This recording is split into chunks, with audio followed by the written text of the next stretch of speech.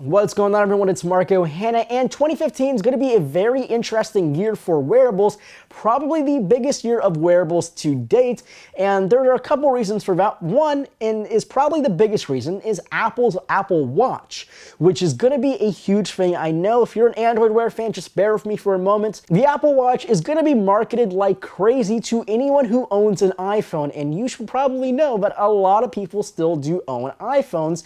It works with the iPhone 5, 5S, 6, 6 Plus, and a lot of people own those devices. And when you have an Apple Watch and all their clever marketing, people are gonna buy it and order it and just fall in love with the software and the hardware. And I honestly think Apple will have no problem selling a lot of the sport watches and maybe even a few Apple Watches, which is, the more expensive watch, around $600 starting off. And I mean, yes, the 18 karat gold is there and it's up to $17,000, and that's a ridiculous amount of money right there.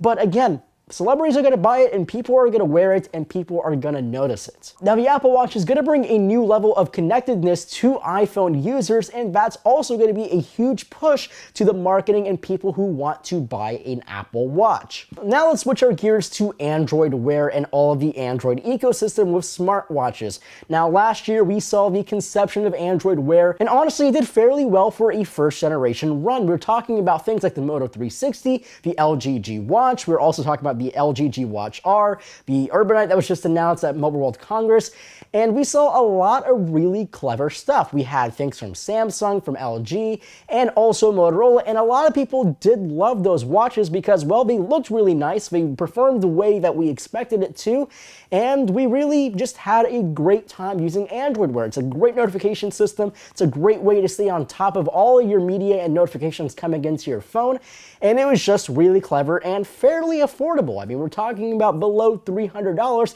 for your average Android Wear watch. Now we're taking a look at the second generation of Android Wear, and we're talking about updates to the software, updates to the hardware. As I mentioned, the LG G Watch R Urbanite. We're also talking about things from Huawei, like the Huawei Watch, a new manufacturer making a new watch that looks absolutely stunning. We got a hands-on with that at Mobile World Congress, and honestly, it does look really stunning. Now we're definitely expecting to see better hardware, better screen technology, and also really good designs, and we're probably going to be looking at more OEMs getting into the race. Now, when Google announced Android Wear last year, we were looking at a lot and a long list of OEMs and manufacturers who are going to join, and we're definitely going to see more of these people making these types of watches and even more fashion brands getting involved with the Android Wear development. Now, switching gears even more, now we're going to leave the two main operating systems, which is going to be Apple Watch with iOS or Android Wear. We are taking a look at proprietary software. We're talking about things like the Pebble and the Pebble Time, and we're also talking about fitness bands like the HTC Regrip that was announced at Mobile World Congress, along with the HTC One M9.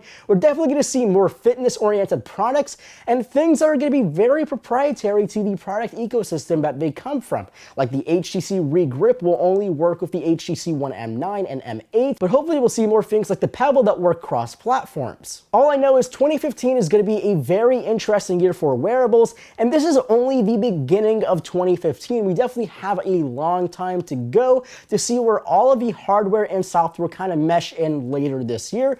So this is kind of the state of wearables in 2015. It's really interesting, it's going to be very exciting, and a lot of things are going to happen. So definitely stay tuned to this channel because we'll have coverage of almost every single smartwatch that will be announced and released in 2015. We'll also have head-to-heads, and we're probably going to have another video like this later on this year, taking a look at the state of wearables at that time. So as always, my name is Marco Hanna. Make sure to leave me a like below and also a comment if you have something to say about anything that we talked about. And as always, my name is Marco Hanna, and I'll catch you guys in the next video.